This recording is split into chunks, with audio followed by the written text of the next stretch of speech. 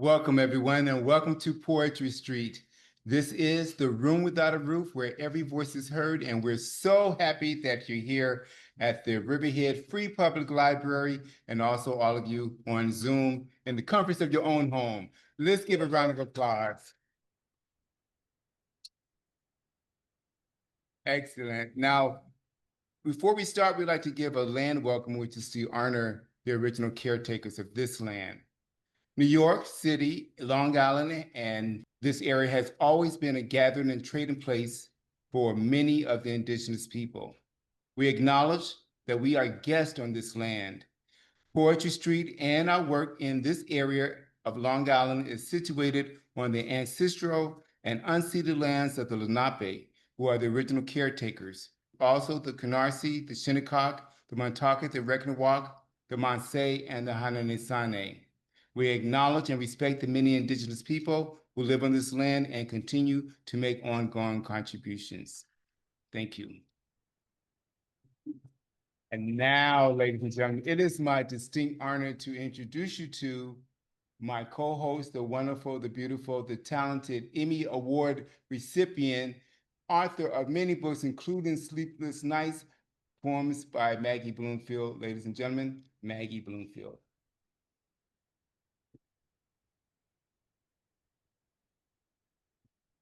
Thanks, Chip. Welcome, everybody. Welcome to Poetry Street, the room without a roof where every voice is heard. Our mission here is diversity. We welcome you.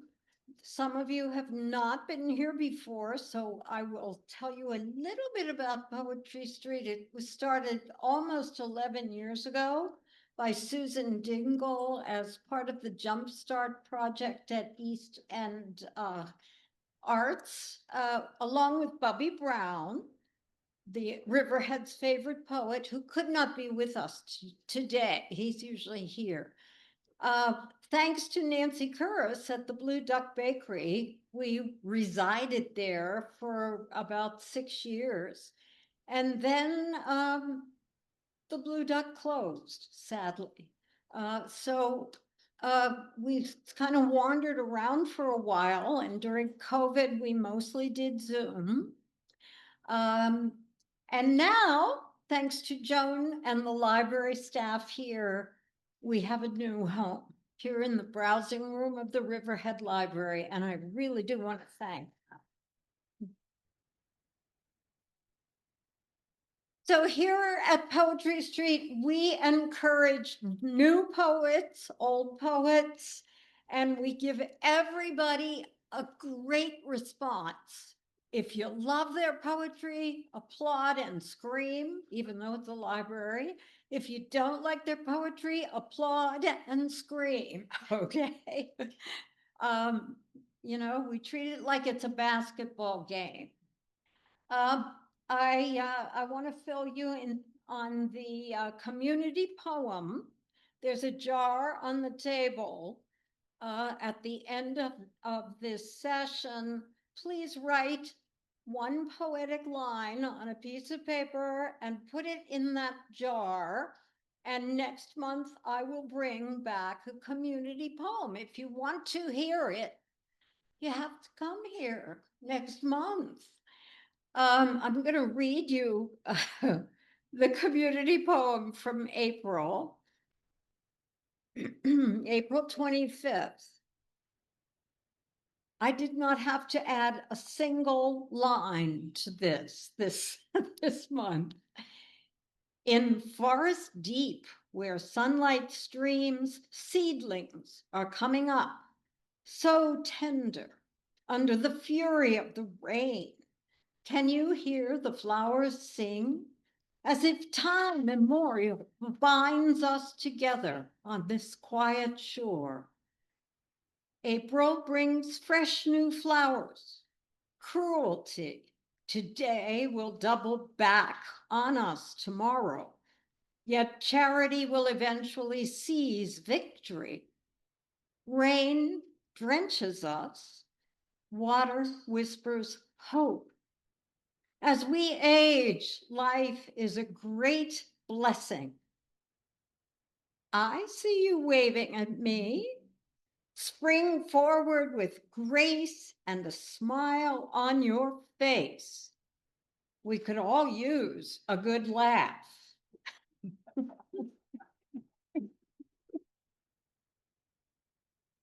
Okay, it is part of my job to introduce the features. We have wonderful features today. Each one will have about 12 minutes. And after the features, we'll have an open mic. And at the end, if there's time, the features will come back for an encore. And we're going to begin today with someone we love very much who comes often to Poetry Street. Vinnie Calone is a formalist poet and dramatist whose poems have appeared in the Long Island Sounds anthology, a whole lot of anthologies. Vinnie is the submission editor of the Scene Poetry magazine and hosts Green Space Poetry Open Mic, a monthly venue in Rocky Point. And if you haven't been there, it's in a very interesting location. Go there. Help me welcome Vinnie Calone. Thank you. Thank you. And for the record, it's a health and wellness store. All right. I want to thank, first of all, Chip and Maggie in the library for having me and having this excellent event the last Saturday of every month. Chip is going to be the feature in July. So it's in Rocky Point. It's called Green Space. Barbara's featured there. Bill has featured there. Maggie has featured there. So this is my brand new book. It was about 2 years in the making. It's called The Old Wooden Bench by VJ Calone. So I'm going to ask, give me a number from 2 to 169. And 42. 42. So this is off the cuff here. The first 42 I've ever written. I just got the book yesterday. So, reflected in their eyes. The music to the story in their eyes. A waltz, slow, like a funeral dirge. There's little joy, little solace in the rubble, in the history of this war-torn region. No flowers grow in the beds, no one to plant them. Men busy themselves with real issues, securing the perimeter, food, shelter, and enough firewood to last through the night. For like an ember, their resolve will glow bright and shine on. It will burn long after they are gone. War hardens people. One cannot unsee. One cannot unhear the horrors. One cannot unknow the evil that men do. Through the eyes of the children of the world. Looks hard, rough, and unkind. The embers, undoused, will eventually lead to more fires, burning at night.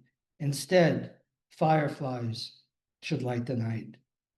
Thank you. And Chip, 2 to 169. 7. 7. Lucky 7. Mickey Mantle.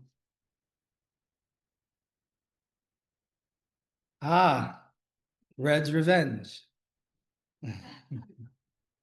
Don't stray from the path. Don't talk to strangers. Take heed, beware, and try to spot dangers. Words echo around your Red Riding head. True words ignored, your mother once said. Alone in the wild, you met a strange wolf. At first he seemed fun, cool, and aloof. But you were lost in the forest, fleeing from mom's wrath.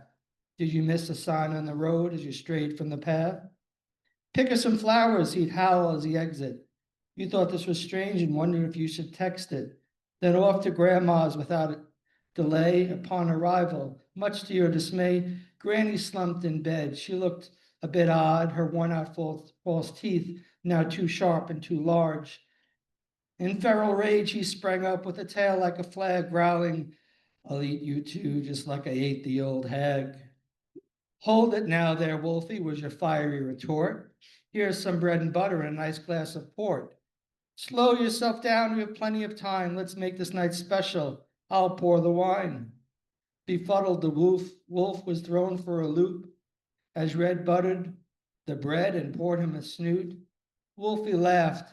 I'll take my time and enjoy both, drinking the port and eating the loaf. He gobbled and drank, and he demanded some more. Soon thereafter, the beast collapsed on the floor. Red smiled and winked as she turned towards the door. Don't you know that dogs can't eat chocolate? Want some more? Having fun yet? The focaccia was spiked, and as for the babka, had coca, and the wine, well, strychnine to choke you. The moral of the story is to always choose the dare. Go it alone and uncover your hair. The night it is black, the woods dark and deep. Always check in the bed before you slip into sleep. Never talk to a stranger. Never trust a creep. Never stray from the path. Look before you leap. Wear your cape proud and leave them for dead. Red's only a color, a stigma made up in the head. Release your covered locks for all the world to see. Never let a monster tell you who you should be. Thank you.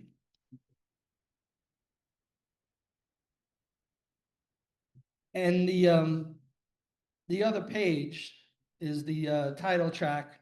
I didn't even have to change the page to the old wooden bench. It's called The Old Wooden Bench.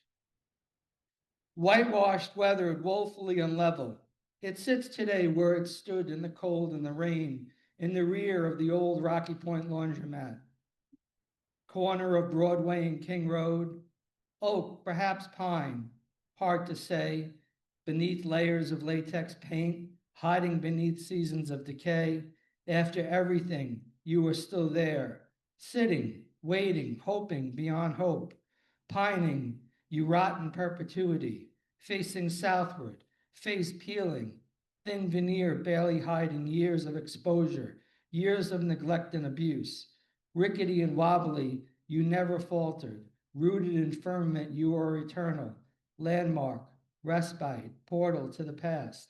One time I climbed upon you, barely reached your seat without my grandmother's help, as it seemed so much higher then. I remember the smell of soap suds and the easy feeling of clean, the kind you get after the rain, the kind you get after the pain has subsided, when you're left to lick your wounds, left to remember the beating, why it was deserved, and how to avoid another. Thank you.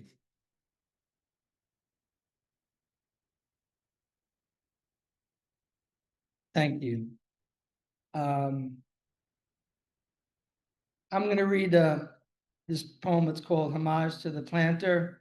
It's a tribute to my buddy T.A. Niles. Tell me again about hunger, my friend, as I wipe away these crumbs from my beard. Hearing your words, it's just as we feared. Let he who throws the first rock be without sin. It all started as a thought, a feeling, a seed, born not out of want, but more out of a need, from he who knew a few things about planting. A few of his fields left fallow despite his recanting. The earth throws up shields, as do its people. You can touch a soul without ringing a steeple. Soil conditions, irrigation, feeding, and weeding. How does the color of one's skin lessen the needing? Yes, he knows a thing or two about supplanting, robbing Peter to pay Paul through letters while chanting. Give him a loaf and a couple of fish. Now make a wish, then back up the truck and hand him your dish. And how can so many still be left starving? And how can we with ourselves strike this bargain? Can we help to feed our own little corner and clothe the needy people so they may be warmer? Whatever does not kill you only makes you stronger, or stiffens your spine so that you last a bit longer. You can get angry at me, but I have not lied. So please lend a hand, don't stand to the side. There are millions of ways to expire on earth. Starvation shouldn't be our last birth. Become like the planter. Think not of yourself. Your soul's also fertile, so scatter the wealth. Thank you.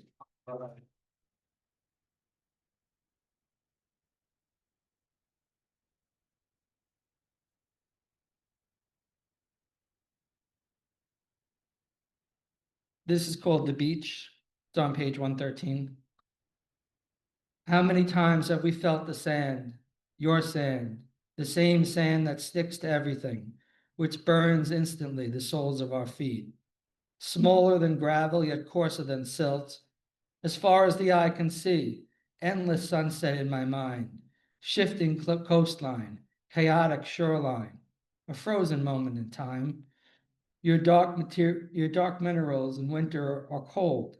The beach is a lonely place in December, when only the flying rat is left mocking your contemplative redundancies. It's almost like you've been here before. Same spot, same beach, same sunset. You twirl your toes in the sand. A tear forms in your eye. After all, it's natural. We create our own realm, we rule it, we make it up as we go along, like the endless pounding of the sea. Each sunset is different, but familiar still. Like a day at your favorite beach, although it is there, the answer is washed away, forever out of reach. How many more times can we feel your sand, feel the burn underfoot, reach the beach content, at ease, and free? Thank you. This poem is called Well Trodden. It's in a form that I created myself. It's 5 stanzas. Each line has 9 syllables, and there's 4 lines in each stanza. I called it click syllabics because it's the Roman numeral for the number 180. It's called Well Trodden. We found a well-traveled path of sorts, used by smugglers and other cohorts. For years it remained undisturbed, lost in the forest glade, hidden by trees.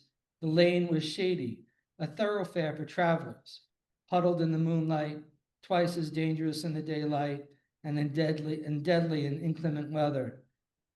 The well-trodden track had its secrets.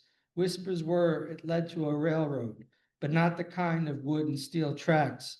This convoy was built on their backs. Every branch broken, every footfall leads us further into that black past.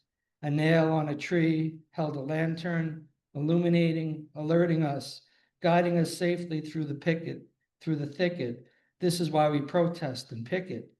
No matter how painful the road home, it's easier born when not alone. Thank you. And I'm going to close it up with a quick one. Positive poem. It's called You Are Hugged. To the man who lost his friend and the woman standing behind him, to the child without a toy and the little lost dog, you are hugged, you are hugged, you are loved. To the person discombobulated, to the one all in a tizzy, to the one who settled down, to the oafish and the lazy, you are hugged, you are hugged, you are loved. To the hurried, harried shopper, to the broken parking meter, to the best laid plans cut short by rain, to those standing and to those seated, you are hugged, you are hugged, you are loved. To the tiniest of nations, to the grandest of illusions, to the flag we love and those above, to the workers and the dreamers, you are hugged, you are hugged, you are loved. To the enemy of my friend, to the girl in the shadow shaking, to the man who sold the world, to the queen in transit waiting, you are loved, you are loved, you are hugged. Thank you.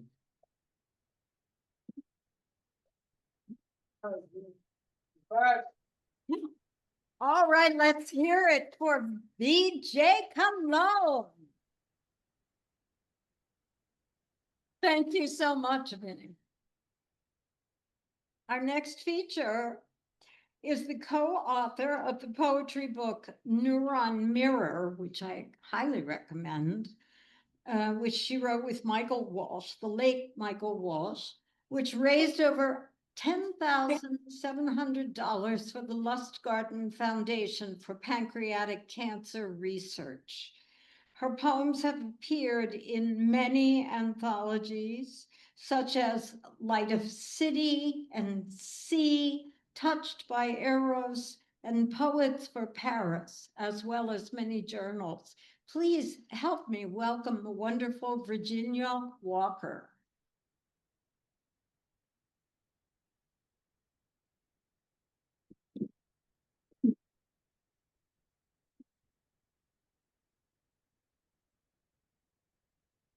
Thank you, Maggie.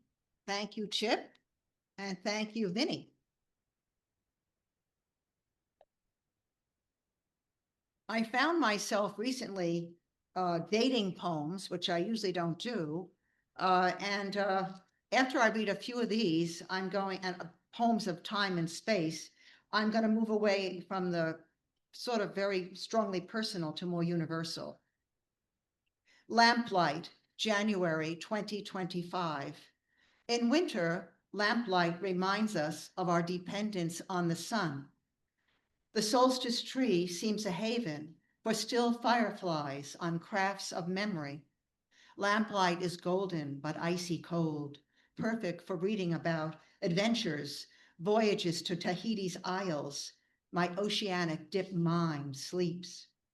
All is settling like diatoms in the icy deeps, sabers of Vienna blood, and atoms flying through the Milky Way. My mind is agitated as a heart of coral.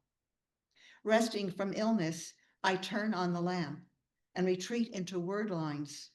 My sister is in a fiery place, assured over the net she is still safe. The world is held in place once again by lines of text, and I retreat to my lamp, suddenly understanding quantum entanglement, so puzzling earlier in the day. Two sisters connected across space by stress, she packing to leave as fires encircle, I stressed with worry, she seeking calm, I descending in a sea of millions of scales.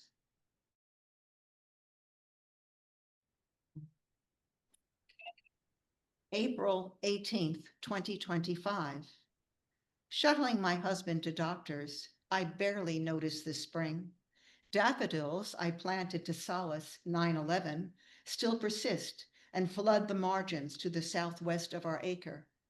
But I've hurried by each day, for he needs another ultrasound.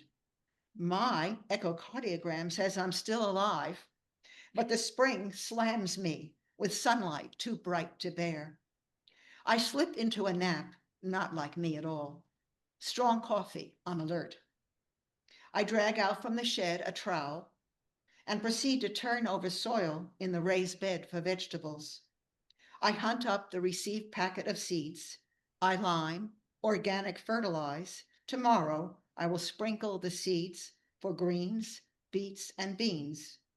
I stop to see the clematis struggling, fine shoots in a resurrection.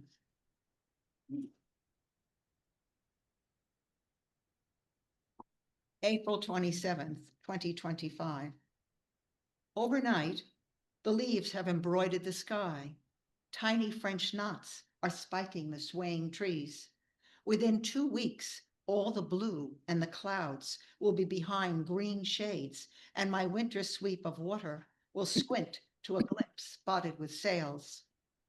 The daffodils of the double kind have fallen, rain weighted to earth. Some I cut for a vase, rinsing dirt specks from the white clusters. The salome stand sturdy, unaffected by the storm. The pale peach coronas reach out, bold trumpets. Who named this beauty after that dancer who so wanted his head? He who wanted to bring forth a new belief, as if the old spring were wanting somehow. Instead of creed, burden me with daffodils exquisite.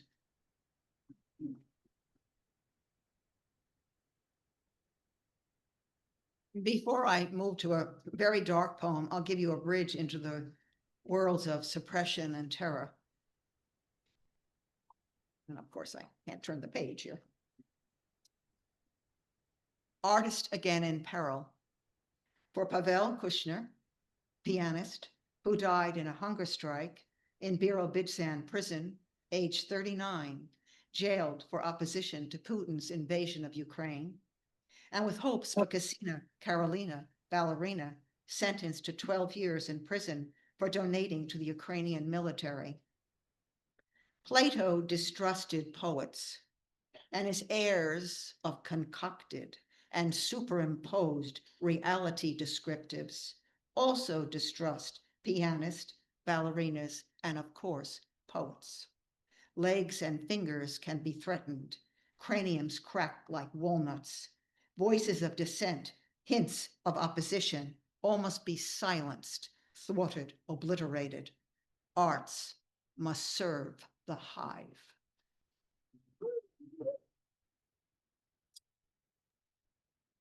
And of course, many of you know that Cassina was released in April, thank goodness, and came back to America. She had dual citizenship. On October 8th, 2023, I sat in the Presbyterian Church on Shelter Island listening to a concert. I remember Joan Jaffe, long gone from this earth, pointing out the sculpture on the wall. The Star of David is within the cross, she said. I knew I had to write a poem about what I was listening to and what I was thinking. I knew it would be in fragments. Pitiless cruelty resurfaces in the modern world. 1, a calm overview. What separates us from the Romans calling for the Christian to be torn apart by beasts? What separates us from the Aztec priests slicing out the heart of a captive tribesman? A humanist revolution, an enlightenment, unconstrained by religion, and laws to promote a human against king, tyrant, tribe, and mob, and universities to promote reason and science. Today, the mob rules the universities.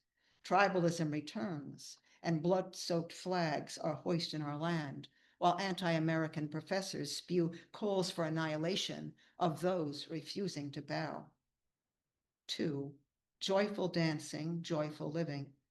A young woman laughs, picking up the beat. 2 sisters rush forward to greet their friend. The 3 dance with grace, posing for pictures. In the village, a mother smiles at her year-old child, returns to preparing a meal, lifts the tomatoes to the sink, washing off the dust from her garden. A young man with tousled hair leans over rocks with which he starts to build a wall to hold the sheep, fitting piece to piece without mortar, crafting beauty. 3, what rough beast. The heart beats erratically in the man whose eye is bored out. The terrorists leave one eye, cackling at him, while they dismember his child, rape his wife. They believe in terror. They behead a child with a shovel. They kill the father finally. A young terrorist begs to behead him. 4, asylum you. From the river to the sea, chant the robotic youth, eager to be seen carrying signs against the Jews. This is bravery, they think. Of the Holocaust, they know nothing. The lemmings follow the cool professor of Marxist bent. In myth, the rats drown together in the sea. Here, the suicide is mental and may be permanent. The campus rats love to move in hordes, escaping arrest by numbers. They love to shout and scream, as if their madness was understandable. How little they realize they are being used by the autocrats of power, anarchists of force, those who will rule the rats or the Khmer Rouge, later will imprison them or will place them in positions of self-mocking power. 5, from the tunnels and hiding places. If I do not look at them, I may be spared or die quickly. If I do not look, do not feel, do not remember, if I do not recoil every time they stand over us, I may be spared. Do I want to live? Can I live without remembering? We are underground. We are buried alive with the demons who need to be killed. If my death comes when they die, I will give my approval. If I do not look at them, if I do not see, if I do not feel, I am dead while alive. No other way to survive this burial of hope. They rape me and hate. I killed my family. Why am I still alive? To give witness? When? When will I see the light? When will I know what justice the world will give? When will I live again? 6, on our island, the concert, the artist and religious leaders. Mozart and Britain give us music to imagine ordered sound over frenzy. And ancient fears, we sit in a church letting the sound solace our minds still shocked. Dissonance, followed by burlesque, return us to the normal. Beethoven rounds out the program, lento assai, cantante in tranquillo. On the wall, a stylized cross holds within a Star of David. Unspoken is our unifying love for one another. Christian and Jew, we are alike in holding love as our banner and guide, rather than hate, renouncing force over the other. Weeks later, an island artist who crafts tapestries of women in gardens invites her rabbi and the island's church leaders to speak to our community. Police guard us. All is calm in our civilized world. Oh.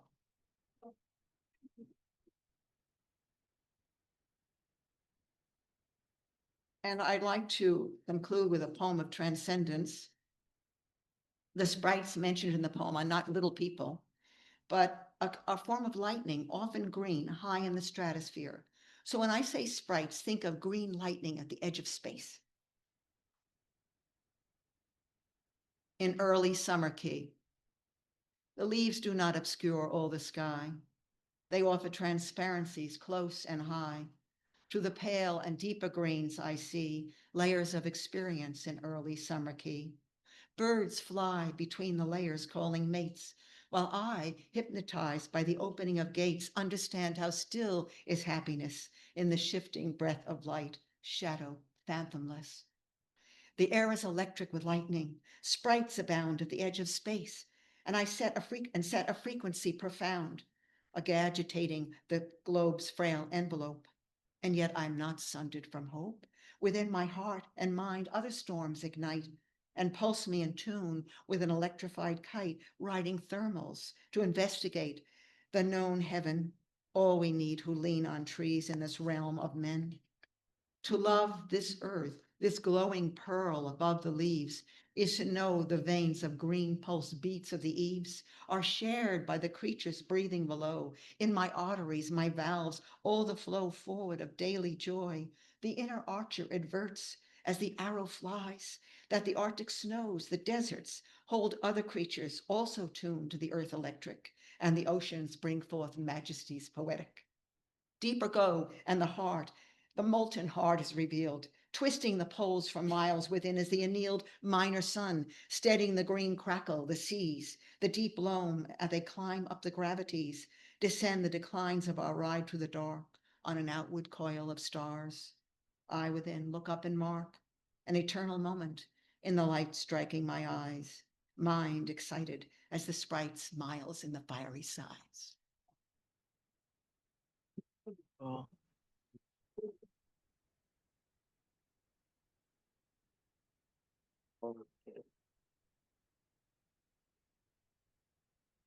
Well, that was just beautiful. Let's thank Virginia Walker.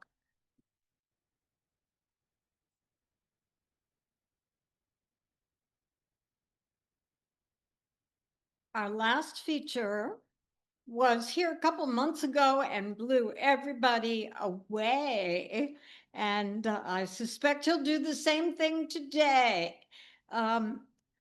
Andre, Uncle Dre Williams is an indie author and performative poet. He has written 10 poetry books and is published in a lot of anthologies. He holds a Bachelor of Science in Education, a Master's of Arts at Teachers College, Columbia University, and a Certificate of Advanced Study in Administration and Supervision. Please help me welcome Andre, Uncle Dre Williams.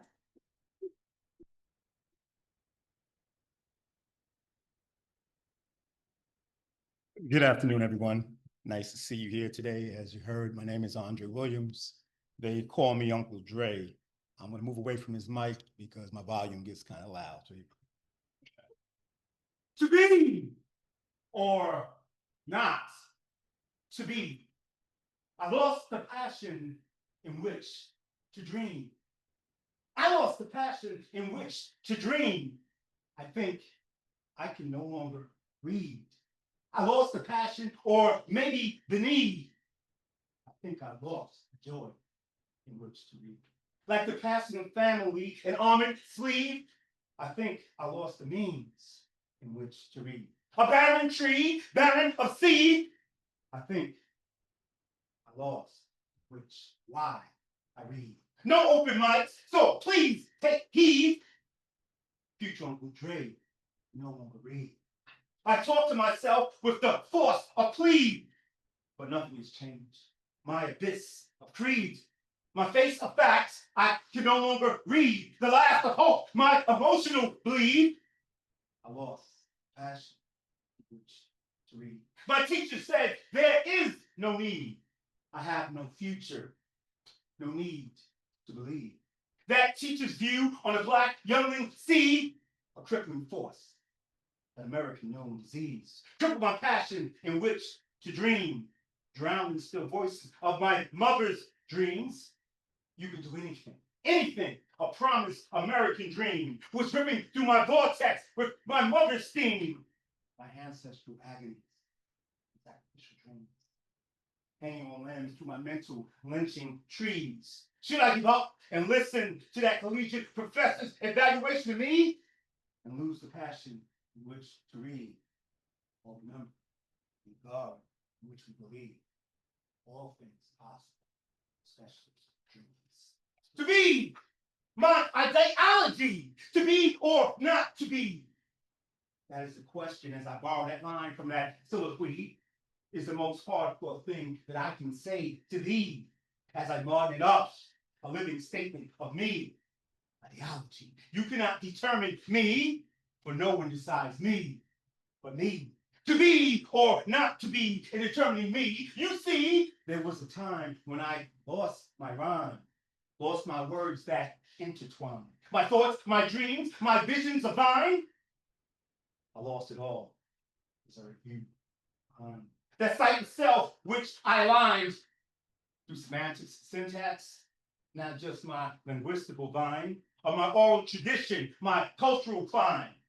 I had to refine myself as I refine and self-define as my memory winds from soul and ice to spook by the door. The Panthers, the Weathermen, those revolutionists of implore. I almost lost these poetic lines, my poetry that lives in my inner core. To be or not to be. That teacher almost took it from me, the inner voice, my poetry. A simple phrase extinguishes light. You will never be this. To me, inside out, there's a poet inside of me who's struggling to be free. There's a poet inside me. It won't let me be. There's a poet inside of me. Can't you all see? I hear his voice, his desperate plea, telling the world that he is me. So if you see him, cover your eyes. Do not buy that alibi, for I'll never be a poet, as my teacher said, and I kept it always in my head. But if that poet ever does come out and tells that teacher what I'm about, I hope he says it, and now a scream, a cheering shout that I poet inside. To be pen in my hand, paper on the table, teacher said, but nothing but space, a blank. But yet I'm able, claims she, to fill this page with the right thoughts. It's nothing. But I have nothing. Not a rhyme, not a silhouette, not a title. But I am able, she insists. Doesn't she know that the demand to cram will never bring an existence of a flow worthwhile in a dumbness show? But she claims I'm able to stop the world and create a masterpiece from living and deceased. To form an audience for me, I am not able to think. So now she sighs me, never stands. Not able to cope, to understand the workings of this man, the working of creativity which she claims that exists. College, in Columbia, at TC, it came like 1, 2, 3. It was sad yet funny with a ingenious stare into the mind of the truth and the essence of a fable. Oh yeah, I was able, and some paper and a table, but now, so minus the pen, minus the paper, minus the table, doesn't mean that I no longer exist because I am not able to create, able to twist the poeticness that made Nikki Giovanni. I wanted to know, can she, the world, be that cold? Well, I felt the very thing that gave life and lift to my wings. There's a burning desire to achieve so diligent, so cannibalistic that it would not allow me to stop.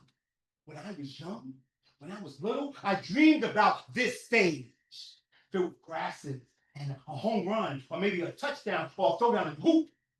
Now, I'm caught in realities of fantasies and dreams, still fulfilled, but yet burning within me to feel and see that I have what it takes. As long as I don't break the cycle of courage that my mother put in, that Dee drilled in. Could it be this call slipped away through the drains of my souls, my body, my mind? But through remembrance, I become whole. Not a figment of fate, but a symbol of faith, an assurance of hope and desire to cope. So I write without warning. I write without mention. I write when she passes and glances my way. She's fine. Converts. And a solid, restated, new, dawn belief that I am greater. So now, it's not. Worry about. A pulse becomes stable to an accession, tension, wondering, will I be able to be? Since I'm new, can my execution execute the executioner of my flow of poetry if trying to be me? Even I can't deny that I gotta stop at times and recollect my rhyme and take my time because my voice and my passion is like a velocity. When I start or hear the word go, I just flow. And before I know, my aggression of poetic intuition leads to my execution. So enough said. It's my execution, but my evolution of my poetic revolution gives me the solution when I start to rip as a poetic wordsmith. But since I'm new, Chip, they wanted to know, can I really rip? Or is it just a little bit, a little tip? Now, I can really rip from my brain to my hand. I can really rip from my soul to my heart. I can stop the clock, reverse the hands of the hours, minutes, and seconds of the tick tock, because I can really rip. I see Nikki, I see Langston, I see G. Brooks. The clock freezes. A living world sees Jesus as I write, changing the season from Frost to Edgar Allan Poe to even Maya Angelou. Need shell to shovel the burns of the wordsmith, using Wordsworth or Wadsworth or Kipling to finally bring the poetry of Emily, Wheatley, or Giovanni, just to see if I care more. But then I stop, read Morris and Troop and Tupac, and then I rise. It's night, and I'm young, living in Baldwin, and I'm right. To be! Why do I nod? This is my soul self of my soul self. So I behold self as I quest for the betterment and the wealth of self, my living health, my tool of self. My assessment is investment in self, in itself. No, many have dealt, or they felt that their life will melt or not stand up like kelp without human supporting help. So I because my soul self is a behold self and dealt the wealth of health that cannot melt and needs no human help because myself is strengthened by God. That's why to me, see, when he speaks, does the earth quiver or does it shiver or does it shake? Alive, but really awake. Does the world shiver when it shakes? Do I breathe when I die? Does the world still live when I lie? Will it continue to exist when I close my eyes? Does the world shiver or does it shake? Does the world quiver when the last breath is delivered? Does it dress in black? Does it? No. I need to know before I die. Does the world shiver or does it shake? When apples are made, does the world boil or does it bake? When I close my eyes, will it shiver? Will it quake? When I hit my knees and bow down my head, are my whispers quivering, for thou can shake. When the Lord made his presence, did the world shiver or did it shake? When Jesus walked in H2O, did the world stop? To make it so. Before I close my eyes, I need to know, does the world quiver? Shakes. When I grew to be a man and forsake my promised land, did the world shiver or did it shake? Did it knock me upon my knee to fall on my back so that I can see that when God calls, we must speak? For my daughter, she's right in the back. When she cried and growing up, did I quiver? Did I shiver? Jazz, did I pull from the trigger? I guess it comes on how one sees the blessings of the Lord from upon one's knees. But since I'm blessed, I thank God's sake for all the sacrifices and the sins to take. For when he speaks, I right to make the earth quiver, shiver, shake. To be, I turned my wheel, still going forward. I turned my wheel, but I'm still going forward. I need to rest because my heart is tired. So I turn my wheel, but I'm still going forward. I know one day we're all going homeward. And this biblical side discrimination brings me so close towards it. But my set of self brings that road so straight onward. So I turn my wheel, but I'm still going forward. I love this land, pledge to show it, and it loves me back. I have heartache and tears to show it. So I turn my wheel, I'm still going forward. Sometimes I smirk, sometimes I laugh. But I stand steadfast, even if bathed with a tearful bath. But then I lift my head, look mildly slow. When life gets too much, turn the wheel, keep going forward. To be, I still rise. So I rise. Yes, still I rise. I rise and my poetry comes alive, breaking free of the restrictions placed on me. So I rise. Yes, still I rise, laying the path that I walked on thee, laying the path for others to see. So I rise, reminding the world that I am free, signifying the boundaries which was once placed on me. So I rise and be free. It's the Maya Angelou in me, the Nicky Giovanni to see, the James Baldwin of thee, the forefront runner of this poetry, the Paul Lawrence Dunbar in sympathy, releasing that cage bird, beating its wing. Reason why he sings, spirit of me, which I bring in this poetry, as I rise for them to see me, pen, the paper, and being free. So I rise. Yes, still I rise. I rise. Oh.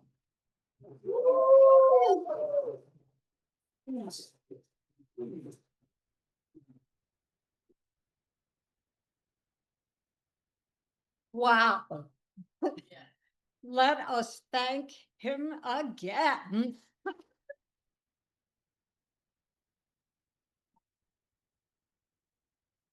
What a powerful afternoon of poetry. Let us thank all the features today.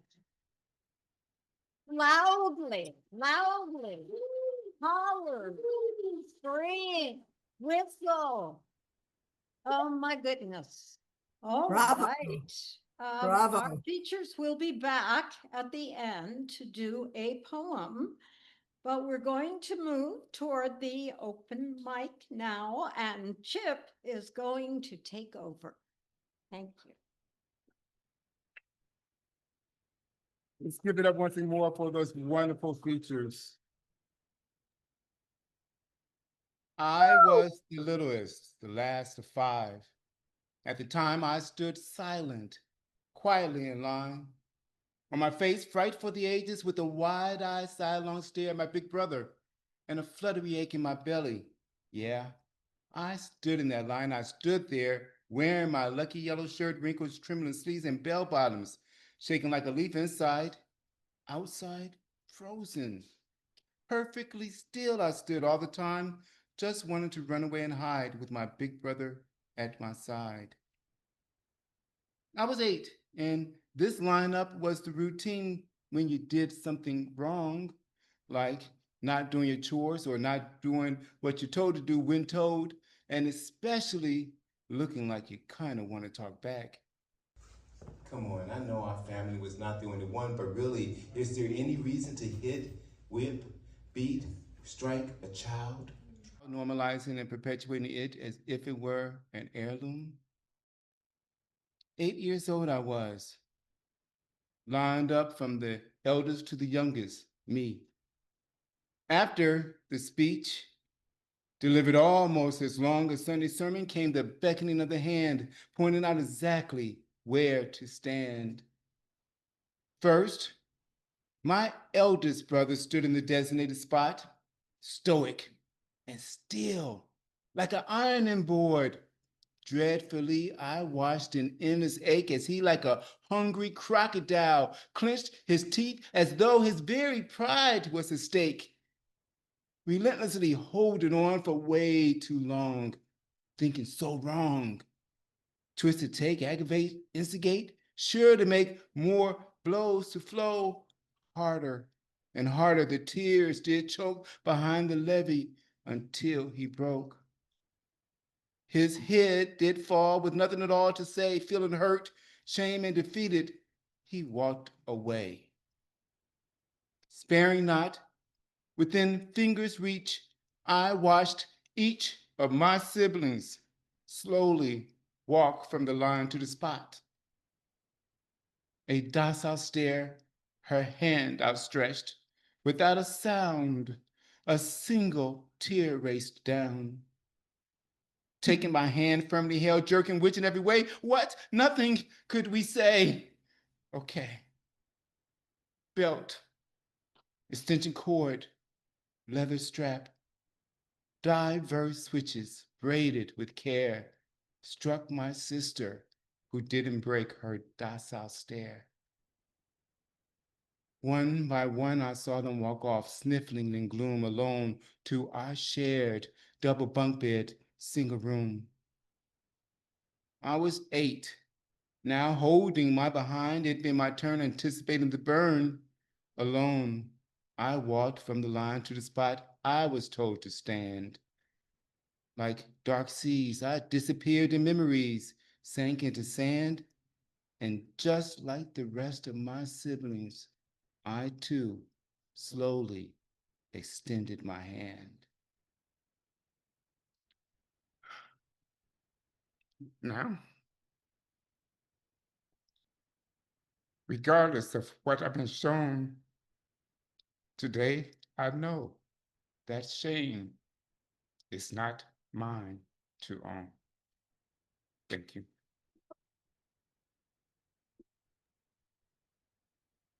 Thank you so much. And now I would like to bring up Suffolk County Poet Laureate, Deborah Hauser.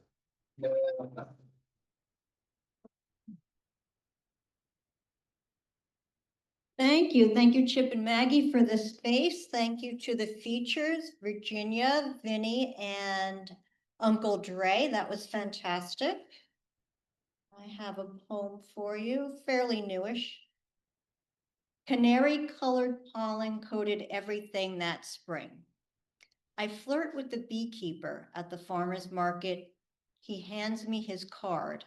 On the back, a list of the beneficial properties of honey: antibacterial, wound healing, heart function.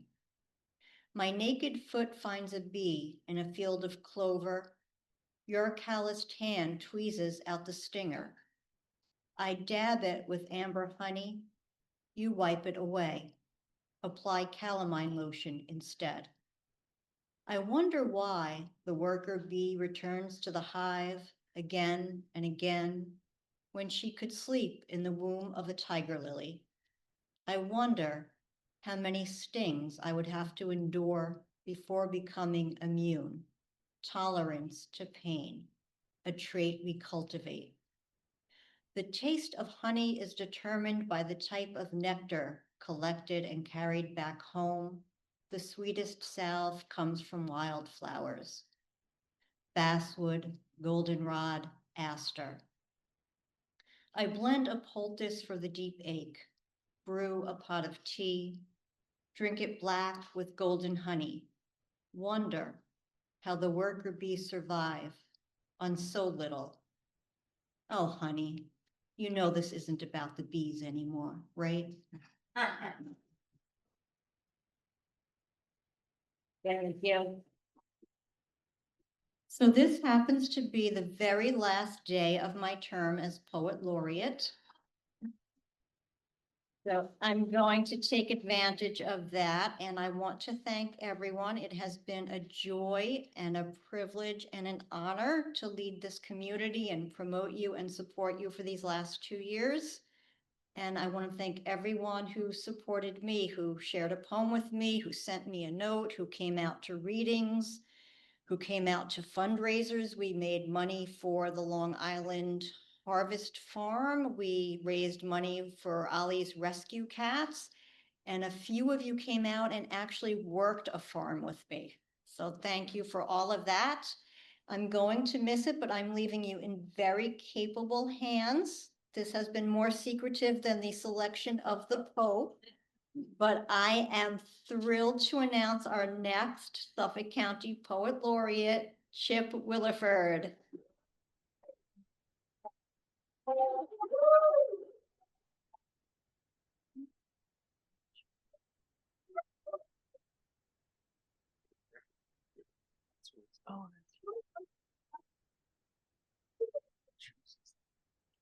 Wow. Wow. Yes, yes, this has definitely been secretive and it has killed me almost to keep it a secret.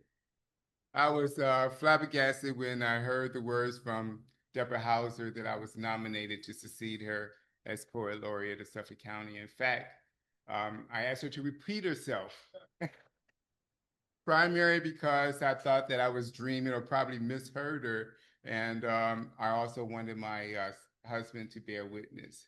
So she giggled and repeated herself and went on to explain that she and the other poet laureates had got together and nominated me as poet laureate. Of course, I had many, many questions. She answered all of them, and also she said, "I'll be here to support you, and I know that you'll be a good poet laureate, and I am seldom wrong." John and I, we were elated, and John was like mouthing to me, "Why are you taking so long to say yes?" But I had to say a quiet prayer, and I wanted to be guided. Also, so I took that pause, and finally I said yes, and my heart skipped a beat, and I stand here humbled and honored to be your next Suffolk County Poet Laureate.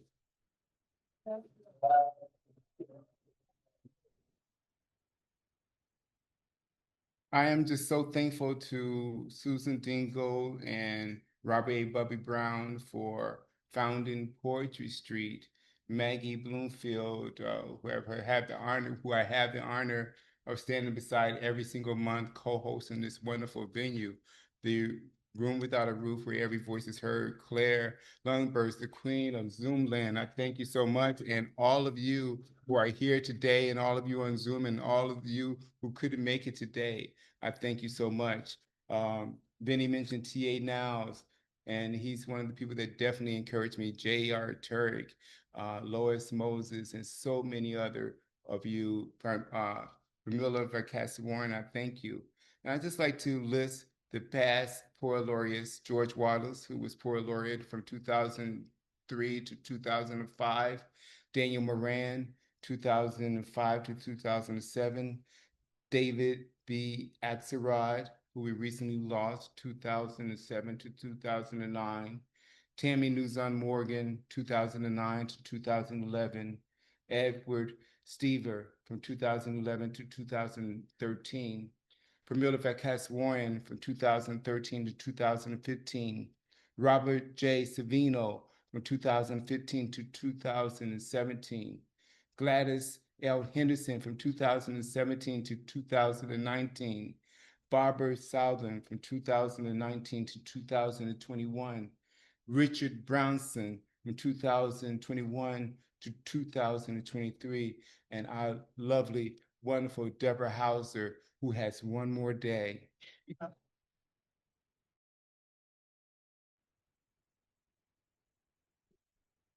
And I like to thank my mother for one day sitting me down in her car.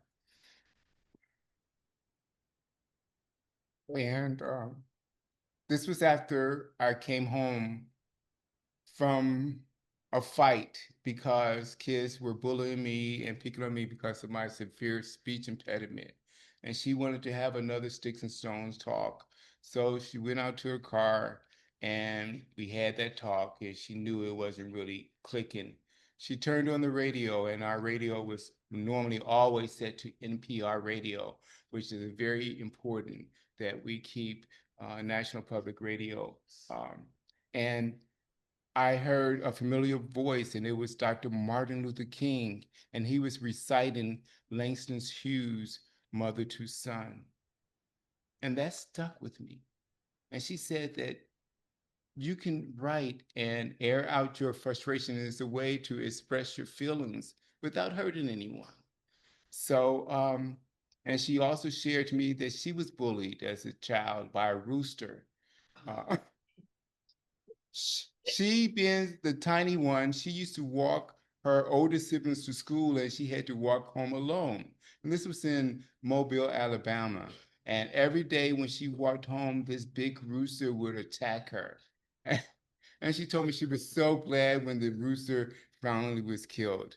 So anyway, before I end, I also like to thank my wonderful spouse, my husband, John James, for being in my corner and being on this call today, and also for always Congratulations, my Chip. back. Thank you, baby. I love you so much. I'm so proud of you. Thank you. So I would like to, before I open up the open mic, I would like to share the poem by Langston Hughes, Mother to Son. Well, son, I tell you, life for me ain't been no crystal stair. It had tacks in it and splinters and boards torn up, and in places with no carpet on the floor, bare. But all the time I've been climbing on, and reaching landings and turning corners, and sometimes going in the dark where there ain't been no light. So boy, don't you turn back. Don't you sit down on those steps, 'cause you find it kind of hard. Don't you fall now, for I see still going, honey, 'cause I still climbing, and life for me ain't been no crystal stair. Thank you so much. Thank you for entrusting the honor of being Suffolk County next poet laureate, which I accept. Thank you. Chip, I've asked everybody on Zoom to unmute, and maybe we could all have a round of applause for Chip. Yeah. Yeah. Yeah. Yay. Thank you. Thank you. Thank you so much for that, Claire. You go. Go, Chip. Thank you. And Oh. now I would like to bring up Daniel for our open mic. Thank you. On June 29th at the Walt Whitman birthplace. Yeah. All right, yes. The name of this poem is called Day to Day I Struggle. Day to day I struggle with the hardships God throws my way. The devil tries to intervene, but instead we praise. Listening to the wind, we gotta praise again.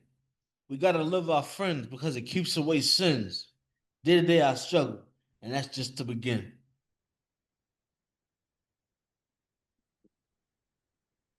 Thank you very much, Daniel Rogers there. And now for our laureate, Pramila Pacastawarian.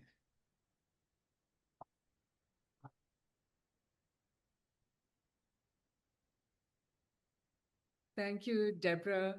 for serving as Poet Laureate. And congratulations, Chip, well deserved. And such lovely poems from the features. Thank you all.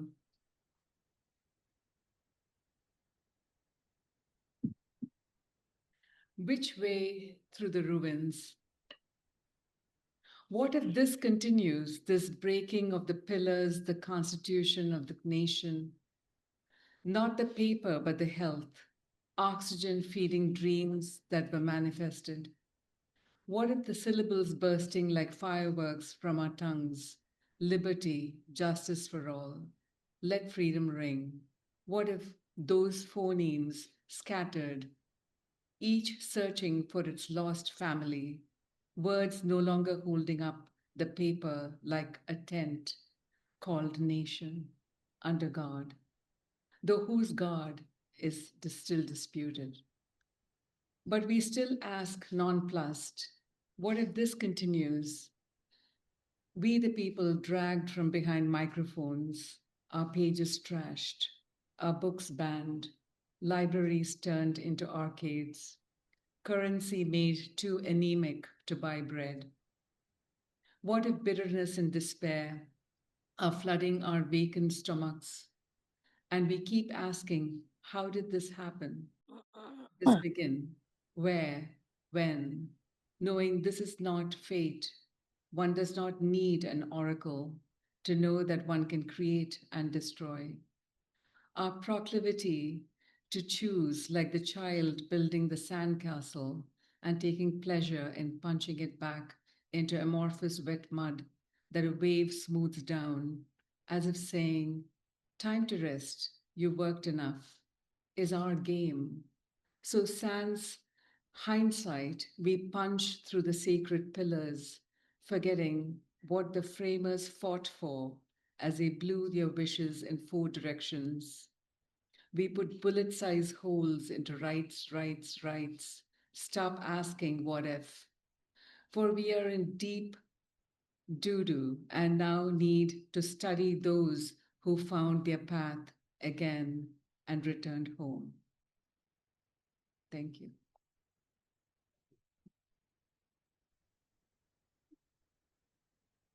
Thank you so much for that. Now, there is one book, if you have to get one book in life, get her book. It's called Exile is Not a Foreign Word. Her book changed my life. And I'm so happy for it because it opened up a perspective that that is just really important. And I thank her so much for that. So Claire, who do you have on Zoom land that would like to read? Okay, today we have very few participants, but Randy Fowler is up first, followed by Bob H., and then the Ambassador of Peace. Awesome. Thank you so much, Randy Fowler. Okay, just for context, I live as a Jesus follower, but maybe the worst of them. I crave control like an addict, which frustrates family and friends. So what I'm going to be saying is towards my own community, but not from a place of superiority. Haiku. Jesus returns, forgot his green card, looks Middle Eastern, deported. And then certitude. I'm certain I'm right. I guarantee. Religion, conflict, life's referee. I'm proud of my veracity. Conviction is my pedigree. Perform research, gather my facts, although if not, I still transact. When I ad lib, I just attack. My wins increase when foes subtract. Today, my circle of friends withdrew. Most can't handle unvarnished truth. My lady left, she's sensitive too, but certitude's the burden I choose. Began attending a church, behold, encountered my kind, identical mold. They fight like hell, but when opposed, scream voter fraud and storm the polls. Poem.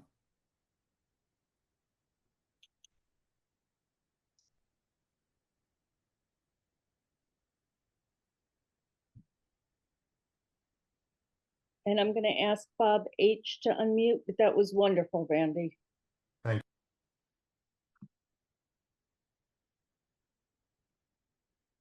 Bob, are you able to unmute and turn on your camera? Or we can come back to you, and let's go to the Ambassador of Peace right now.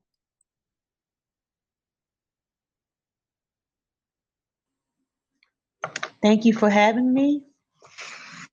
Such a blessing to be part of a wonderful prophetic poetry family. I've titled this Unknown and Known Holy Prose because two parts are from unknown poems and the last part is from myself. It was just so impacting.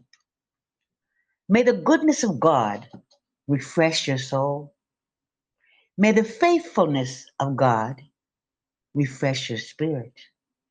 May all the good things from Him fill you with His love and joy every special day of life. Do all the good you can do by all the means you can do, in all the places you can do, in all the ways you can do, at all the times you can do, for as long as you can. Holy Father, please shield us. Holy Mother, please soothe us. Holy Jesus, please teach us. And Holy Ghost, please fill us. In the name of the holy blood of Jesus, amen. Thank you for having me. Thank you very much. And Bob still has his camera off. So Chip, we're gonna go back to the room. Okay, take two. So I just want to invite you to the Walt Whitman birthplace on June 29th. That is the official Poet Laureate passing of the twig ceremony. And that's where the former Poet Laureate passes the twig over to the new Poet Laureate, which is me, and I'm so excited. And so I want to invite all of you to come, and it's going to be at 4:00 at the Walt Whitman birthplace. So now we would like to bring to the front Mr. Bill Batcher, one of the fathers of Poetry Street. Is what I like to call it. Bill Batcher.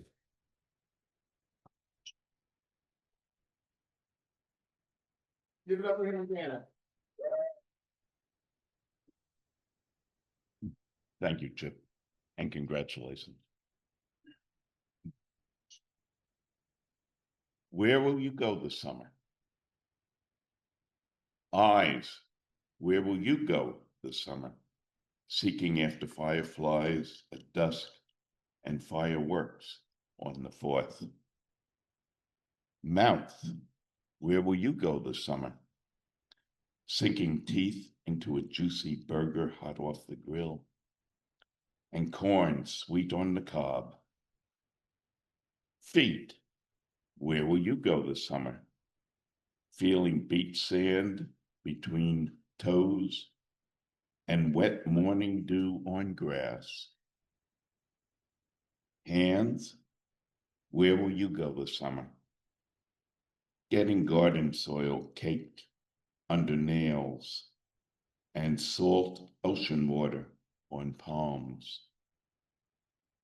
Mind, where will you go this summer?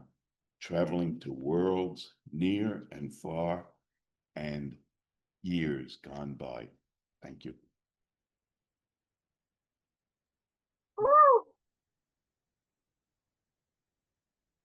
That was beautiful, Bill. Thank you. Donna Munoz. Let's give it up for Donna.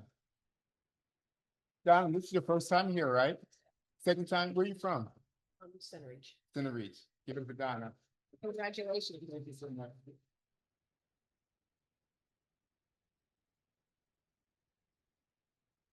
Wind through the trees as I gaze blue skies. Rustle brings peace, almost as much as the crash of the ocean.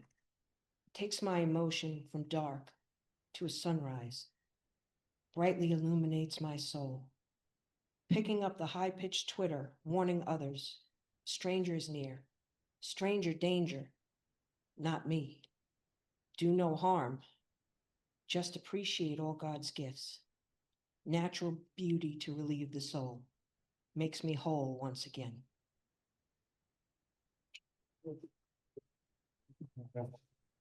Thank you, Donna. Let's bring up Bruce Johnson. Give it up for Bruce.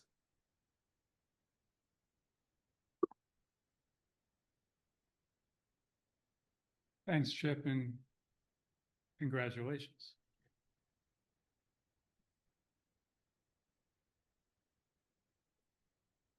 Places to live. In time, there are 3, and I choose all. Even those who say live now are fond of gazing at stars whose light was made before the earth was born. And I have heard right expectation in the phrase, I will. But at this moment, we sit talking as though we speak words that have never been spoken, and compliment the autumn trees as if such colors surprise us, as if the sun will never again set through the red glow of these maples.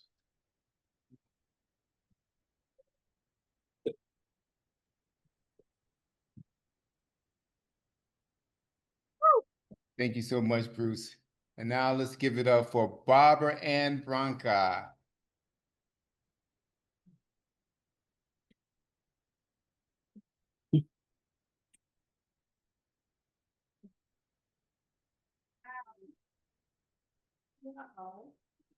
Something I have.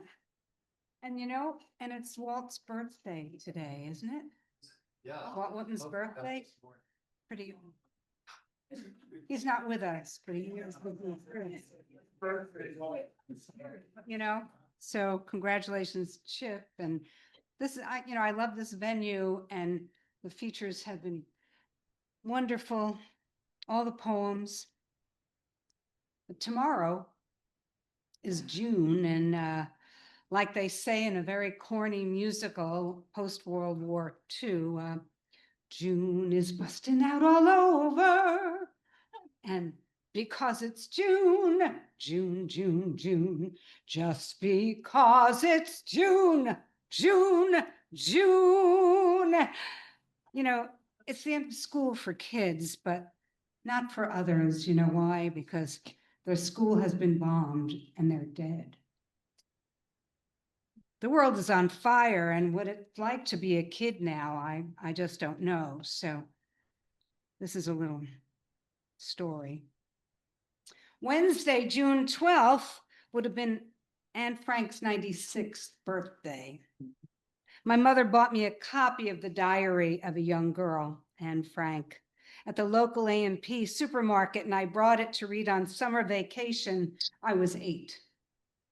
Just 10 years after World War II ended. We visited my grandparents in Baton Rouge, Louisiana, while my father was at Army Reserve Camp. My dad, an Army officer, rebuilt bridges in France that had been bombed by the Allies to prevent the Germans from advancing. I curled up by a window reading how Anne was a girl just a few years older than me. I couldn't believe that the Franks lived secretly and silently in that attic, and far worse, that after being discovered, she died in a concentration camp. I had heard stories about the camps and had nightmares seeing those black and white photos. When I read that Anne's father, Otto, was the family's only survivor, I wept. But he loved her so much he shared her story with the world. I read the book nonstop. Meanwhile, down in the basement, Grandpa Wes had built a wooden minnow tank. In his Texas accent, he called the little bait fish minnows. And we used them early one morning to go fishing along the Mississippi Bayou. We were out the door by 3 a.m., but the boat trailer got stuck in the Mississippi mud, and we had to wait till sunup for someone to pull us out before we could go fishing. Never heard Wes cuss so much. The sun was already hotter than blazes. Once he fired up the outboard, Pa West told me that I'd have to cast my fishing line in the open water. not in the cool of the bank and not into the cool where the fish were feeding in the shade. He wasn't going to spend the whole day untangling my line from the underwater roots. I did what I was told, cast my line out into the hot, muddy water. But with my beginner's luck, and I caught 3 decent-sized sea bream. They sparkled turquoise in the sun. Magic. On the way home from the bayou with our cooler of fish, we went by the flare, a giant flame visible day and night that burned off the excess gas at an oil refinery. Then we drove by the paper plant. When the wind was right, you could catch the putrid stench of paper making. It made me think that Louisiana sure was a weird place to have all those things so close by to where people live. The next week, Wes's minnows died in the tank, and my grandmother's attempt to grow mushrooms in the dank basement were not successful, nor were any of her half-hearted attempts to quit smoking. I still hear his words to my grandmother, "Those cigarettes will kill you." And they did. My summer of lessons was full, the Holocaust, how making gas for your car or paper for you to write stories on came with a price, that smoking was bad for you, and that fish or mushrooms or humans to thrive, they need the right space and plenty of love. To this day, my favorite color is turquoise, and I hope for us to have a better future.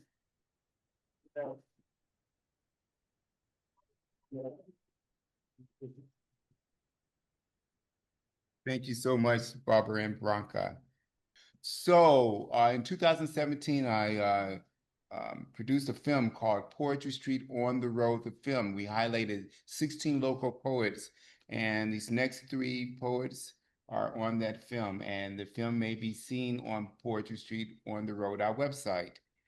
Let's bring up Nina Yavell, who has a new book, Blue Mums. Blue Mums. Thank you so much. Thank you. Thank you, Chip. What a beautiful day. Amazing, amazing features, amazing poets, incredible. So on Memorial Day, a friend of mine and I had to spread the ashes of an old friend and plant them in her garden. And it made me think about another friend who passed away about 10 years ago. And so I'd like to read this poem. It's called Fishing. Interesting that we are on the same page. Okay. This morning at dawn, you gave up the long struggle, your body tired, your mind ravaged. Turning from grief, I remembered your feisty stance, the embrace of laughter, light of our younger days, like that day of fishing we had on a black steaming lake, a morning of sausages and eggs, buttered English muffins, orange juice thick with pulp. And oh, how we hooked those wiggling worms clear through, defying death as if we knew what would come of our hope. The feel of the rod tilting straight down, pulled like a 20-pound bass on the line, but all we caught were spiny little sunfish who twitched and danced for their lives. I can feel that summer day, the scent of honeysuckle, how you curved your steady hand so carefully around one of them, pulled the hook from her throat like a surgeon, leaving no scar, placed her precisely into the lake as she shook off your touch and plunged into the depths whole again. We laughed, anxious for bigger game. Our muddied fingers pulled more worms from their tangle in the can. Day drifted to evening. Sun moved below mountain and sky. There was nothing left to catch but moonlight and swarms of mosquitoes which dove around us. We threw the worms to phantom fish, folded up our rods, careful to secure the hooks and walk back amid the ghostly trees, croaking frogs, safe in the womb of night.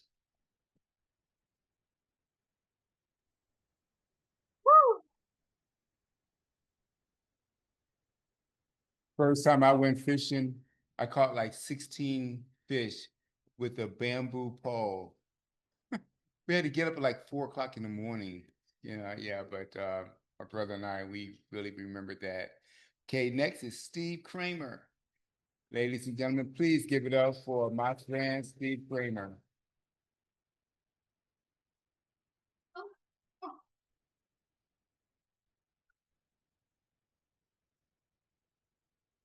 Thank you, everybody. This is called Immigration Ode. Demographically speaking, my sweet, sweet America, you are going to be caramel brown one day. There is no doubt about it. It's math. It's love. And well, don't tell anybody, but it's white people not screwing enough. There is no doubt about it.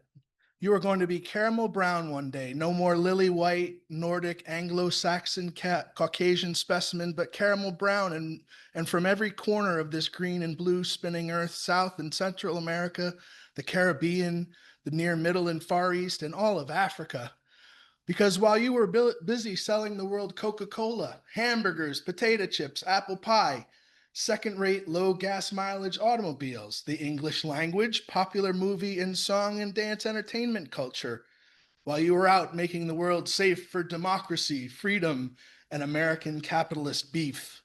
During all your world conquest and hegemonic vision superpower bullshit, through your back door, front door, side door, and the new windows you just had installed in the kitchen, walked, ambled, and climbed Spanish, Korean, Pashtun, Ecuadorian, beans and rice, plantain chips, samosas, pupusas, vindaloo, kimchi, injera, merengue, Creole, Telemundo, Toyota, Hyundai, Univision, Mitsubishi. But don't worry, it's all good, America. You are going to be caramel brown and of nationalities and flavors and songs heretofore unseen and unheard on Main Street. So stop fighting it, sweet one.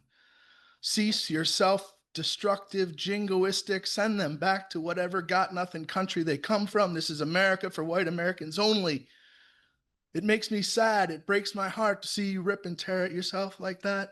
Because America, my sweet, sweet one, you are going to be caramel brown and more beautiful than you or anyone ever thought possible. Thank you. Thank you, Steve. And you can get more of Steve on the film, Poetry Street on the Road, the film, which is on our website, poetrystreetontheroad.com. And now, Claire, are you going to read? Not today, Chip. I couldn't top anything you've done today. But Bob is back on, and I don't know if he can turn on his camera and join us, or we'll try him again in a few minutes. We can go back to the room. Okay, so now we're going to bring back Maggie Bloomfield, ladies and gentlemen, the author of Sleepless Nights, poems by Maggie Bloomfield.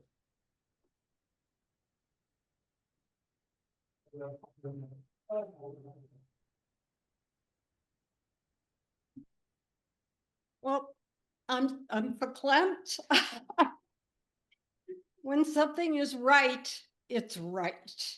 And this is right. I'm so happy for you, Chip.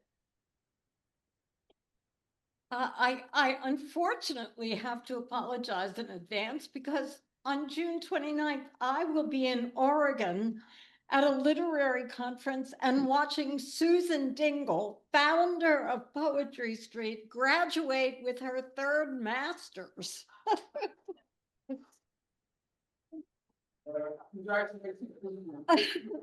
But half my heart will be with you. Okay, I was going to do your favorite poem, but I can't find it on my phone and I don't trust myself to memorize it today. This poem is called Collections. My collection of small pictures does nothing to postpone my death.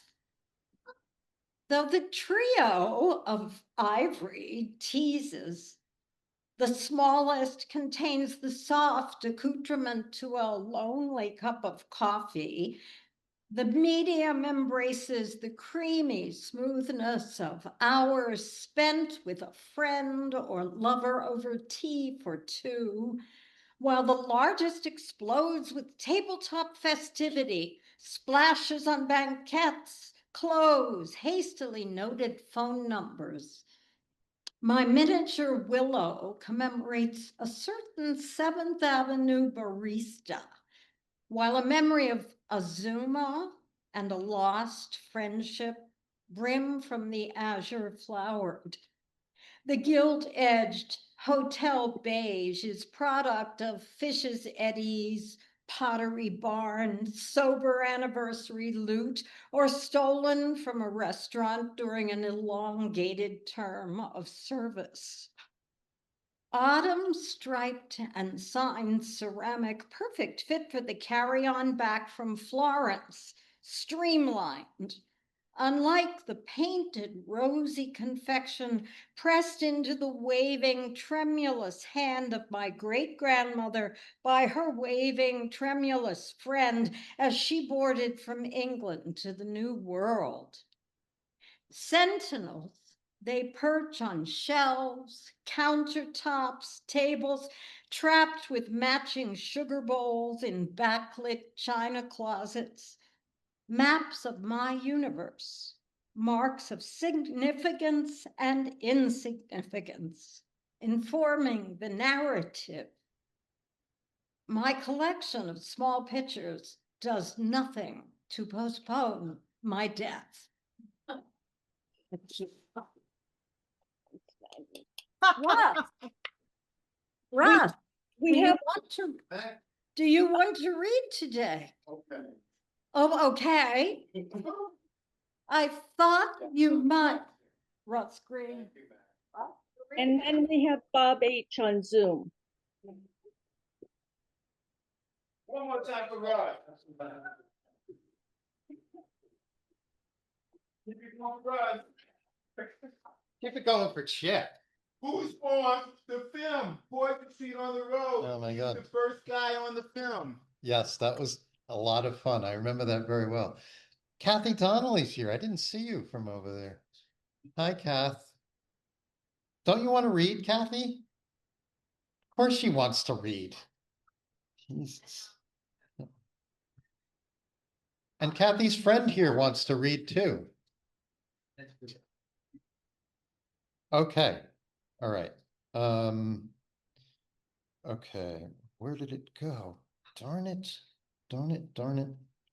This thing I was going to read, it disappeared from my phone. This is why it's bad to read from your phone, because then this happens. Okay, it's here. Okay, I'm going to read that second. I'm going to see if I can find Vinnie's favorite poem. Thanks to all of our features. Guys, it was magnificent. Hello. Hold on, if I can find it quick, and if I can't find it quick, I'm not going to waste your time. What is that? But I can. Poetry. Yes, I come from water. You got it. I have it right here. Here it is. Vinnie wrote a water poem in response. I have a plethora of water poems. I think because I'm a water sign. And I live in a place that I wish was bigger, but I live there just because it's a 10-minute walk from the water. I come from water. I come from expanse of rippling through history. Effigies of wave dances flow together and ended mid-page, before commas were added, before currency of time was paid, before the ferry could deliver my explanations. I come from mountains, hard granite longing, spires of earth striking a pose, stopping clouds in their tracks. I come from valleys. Sorry, the valleys know what's afoot on those high peaks, and they want in on the action. I come from trickle-down waterfalls and the tiny brooks where plankton describes what it's like to be food for infinitesimal fish in the middle of a world crisis. I come from the harbor that held me close, protected me all these years from tyrannical sands outside the inlet, seaweed shredded from millennia of oligarchical hurricanes. I come from you, the hard-headed patriarch-descended authoritarian, you genocidal forefathers, broken seashells, skulls rotting under emerald lawns, under guilty gravestones. I come from pharmaceuticals of precious polluted island aquifer, deforested ranges. Oh, indefatigable you. I haven't even had anything to drink yet. Consistent, unrelenting, soulless loser on the moral arc, the universe refuses you and sends me stardust. I spread her like ashes among evergreens, and she recedes into the incoming tides of tomorrow like a new bride throwing a bouquet to no one. And one more quick thing, if I could. This was not written by me. I actually don't know who wrote it. If somebody does, then let me know.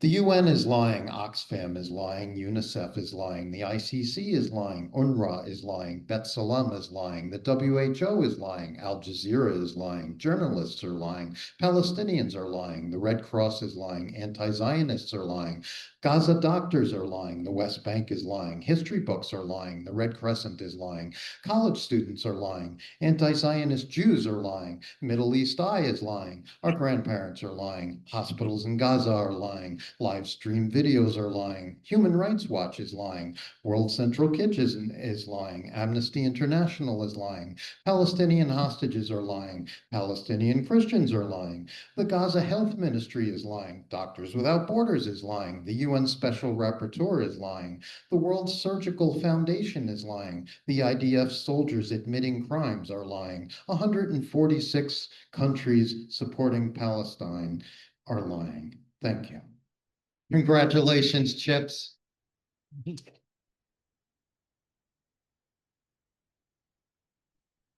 Okay, so we're gonna bring on Kathy Donald's friend first, because I want to know her name. Jerry Kaplan. All right, let's give it up for Jerry Kaplan. That beautiful smile. I have to say something about poetry. I went to visit my family in South Carolina, brought us all together. And I exposed them to poetry. I said to my family, I said, I just want you to sit around. These poems are about us. And this particular poem that I wrote is about my brother. And my family was like thrilled. And I urge you all, please read your poetry to your family. Okay? This is called, would you say, oh no? Oh God. Oh God. This is called Piece of Cake. Piece of cake, he would say. It didn't matter if he was talking about moving the pyramids from the desert to Manhattan or taking a drive to the beach. Piece of cake, the mantra filled his smile, fresh from yesterday's happy days, melted on the aged face of his mother, turning his smile into a lukewarm chasm between then and now. Piece of cake, his hand under her arm as he clenched his teeth. Come on, Ma, one more step, piece of cake. Her 90-year-old eyes, unfocused clouds circling eternity. Come on, Ma, one more step. You'll see, piece of cake.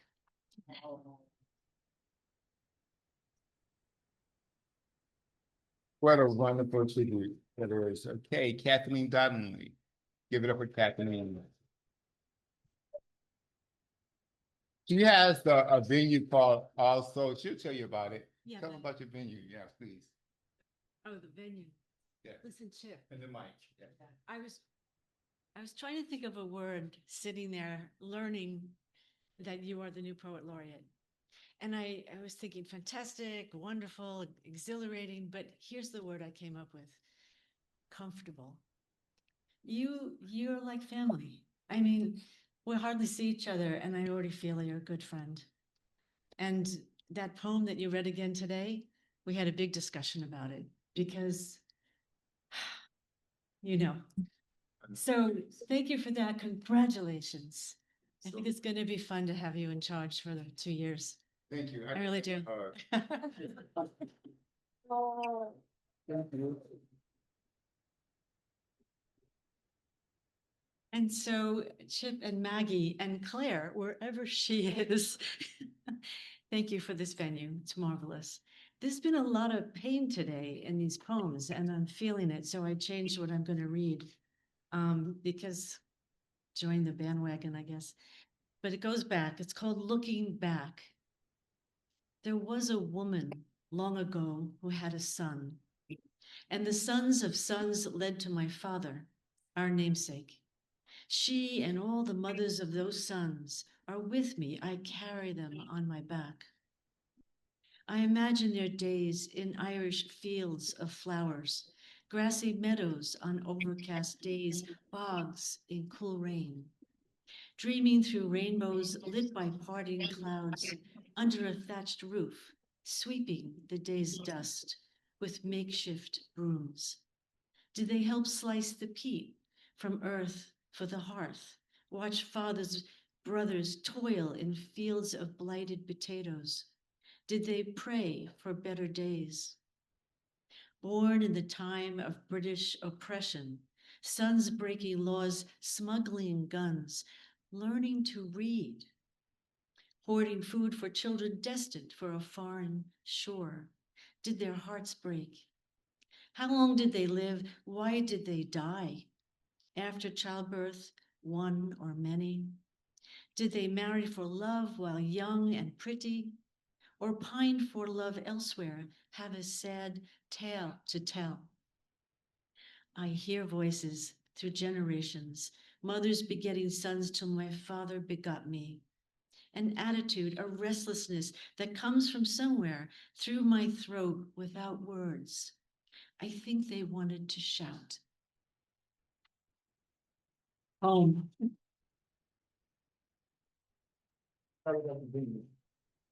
Also.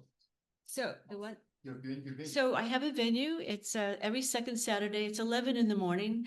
Long story behind that, but 11 to 12, 1 hour, little spillover for the open read when a lot of people come. We've had many people in this room read and like to have more of the people in this room read. But I'd like to also mention something else. And it's only on Zoom, by the way. So if you're interested, just Maggie would have the connection and we'll put you on the list. So we have a poet amongst us named Adam Fisher. And he gave me a call and he said, let's do a anthology on democracy. And then he said, what makes America great? He said, democracy, the Constitution, and rule of law. And that will be the title of an anthology we started. So I have a flyer here, and it's anyone who would like to be in this anthology. The rules to the game are here. No bashing the other side, little blurb there. A beautiful poem about our country, the good things that have happened.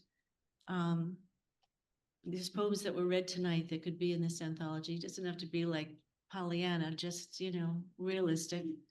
And the deadline's June 15th, and that's because Constitution Day is in September, and we're going to do our darndest to have a book ready at that time. So I'll leave some flyers, and please partake.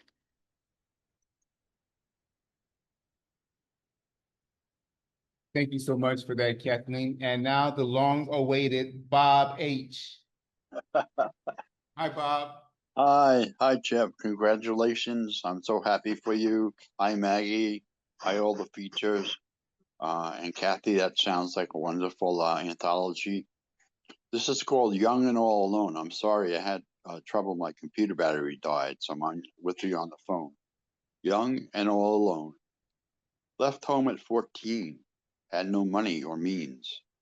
Was on his own. Always felt alone. In the daytime bustle, he did his hustle.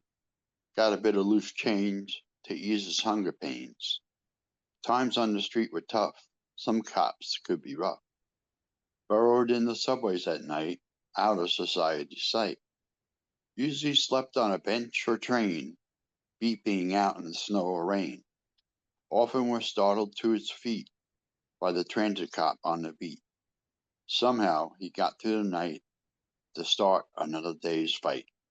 Thank you.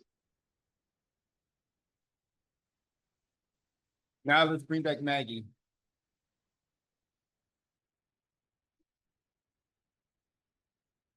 Okay, what an afternoon. Oh my goodness, my husband just came. Were you here for the announcements? Chip is Poet Laureate of Suffolk County.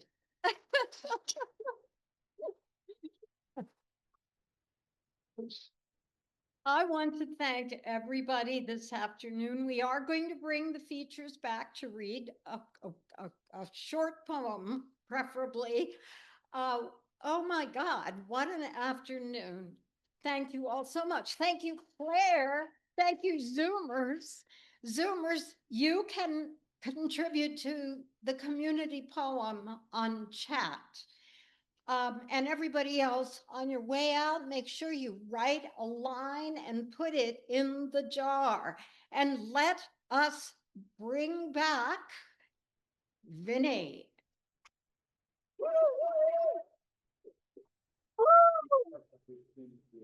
Yes, yes. I wanted to announce also the scene is having a banquet on June 22nd.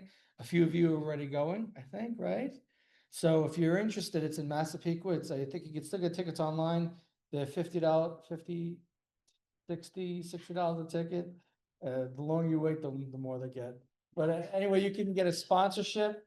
We have a sponsorship if you're interested, if you want to put like you're selling a book or whatever, or an open mic. They're $50 for a business card, $100 for a half page, and I think $150 for a full page.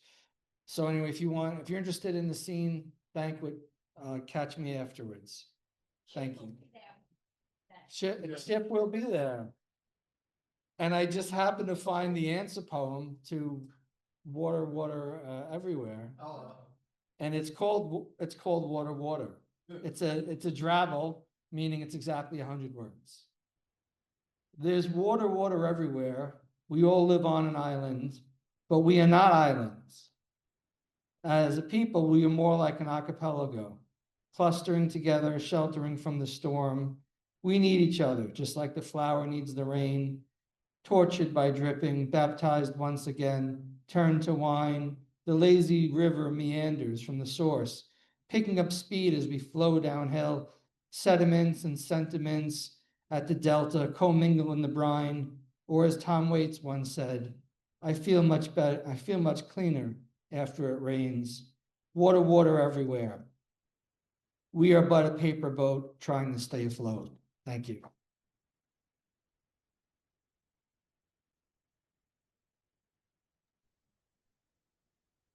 Virginia Walker, ladies and gentlemen.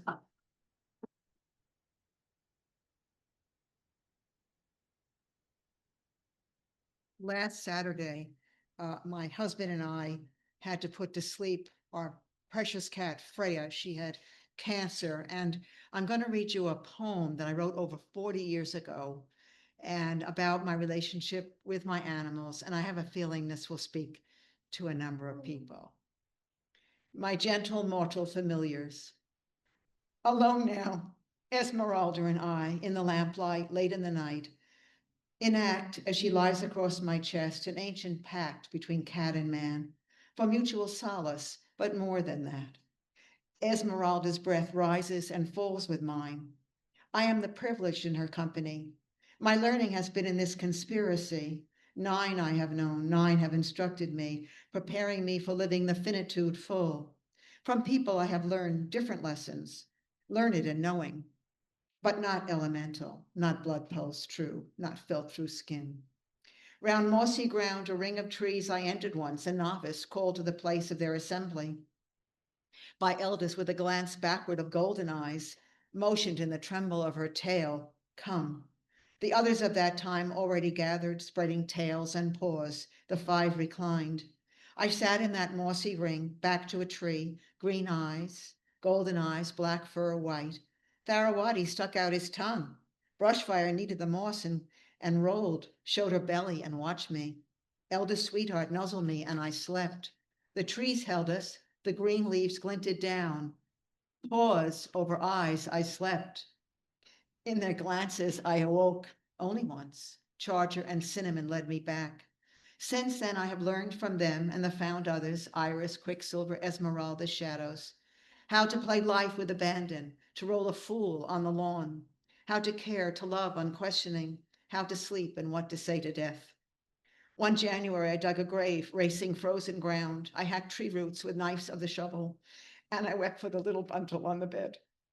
And I knew what to say and how that summer to a friend who had lost both husband and son. I know what to say and how to death. My gentle mortal familiars have taught of the brevity of all, of the pace of life, of experience seized, of life's art, unmediated by human ceremony or word. I know what to say and how to life, taught without words by sleepers of my bed, kneaders of my skin, in whom the breath of life sings in the breathing, my gentle mortal familiars. And congratulations, Jim.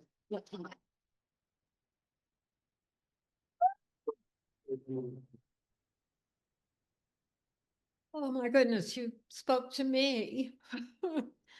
Okay, and last but certainly not least, Andre, Uncle Dre.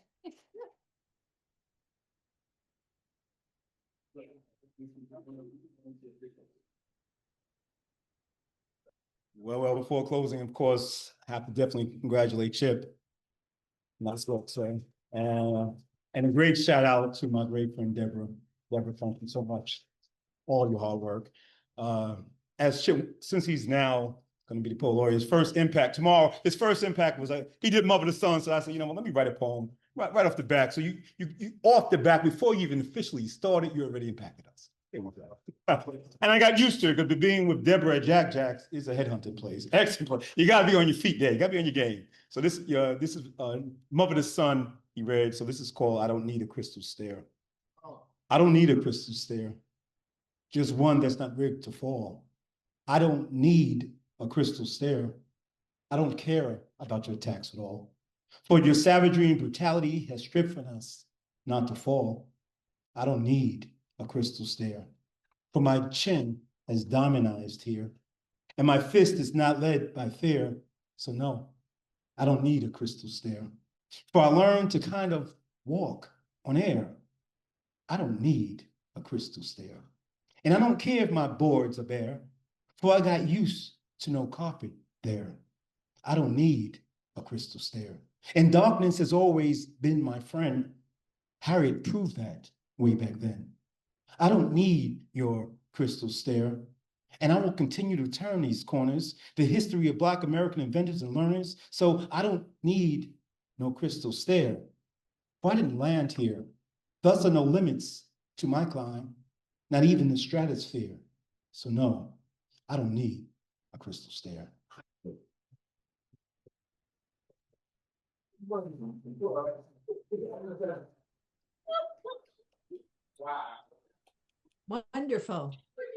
So wonderful. Give it up one more time for Uncle Dre. Uncle Dre. All the features were wonderful. Yes, everyone was so wonderful. Vinnie, Bravo. Thank you. I just can't thank anybody enough. Thank you so much. Congratulations, Chip. Thank you to our wonderful features. Thank you to all of you in the house, all of you on Zoom, Claire. Thank you always for so much that you do. Come back next month, guys. Come back next month. See you then. Thank you.